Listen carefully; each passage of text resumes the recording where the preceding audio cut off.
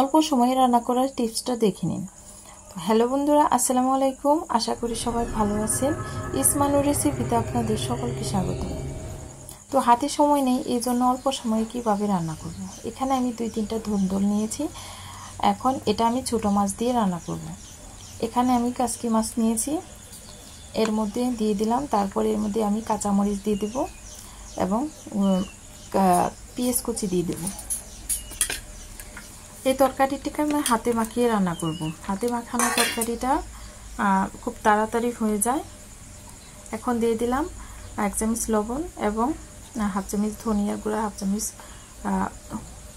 এটিকে হলুদের গুঁড়া এবং অল্প পরিমাণের মরিচের গুঁড়া দিয়ে তারপরে এর মধ্যে সরিষার তেল দিয়ে দিলাম।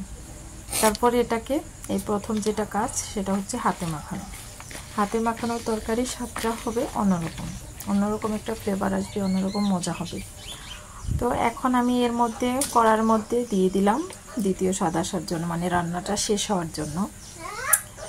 তো দুন্দুল থেকে এমনিতেই পানি উঠবে, এই কারণে আমি অল্প একটু ওই বাটিটা ধুয়ে পানি এর মধ্যে দিয়ে দিব। এটাকে আমি ভিজা ভিজা রান্না করব, এই জন্য আমি বেশি পানি দিচ্ছি না, অল্প পরিমাণে পানি দিচ্ছি। আচ্ছা, এখন একটা ঢাকনা দিয়ে ঢেকে এটাকে আমি 2 মিনিট রান্না করে নেব।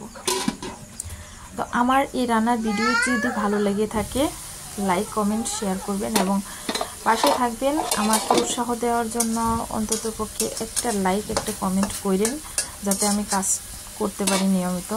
কারণ আপনাদের লাইক কমেন্ট না পাইলে আমার কাজ করতে উৎসাহ জাগে না। তো এই দেখেন কত সুন্দর একটা তরকারি হয়ে গেল। এটা খেতেও অনেক মজা হয়েছিল।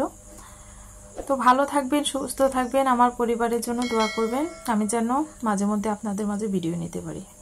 আল্লাহ হাফেজ।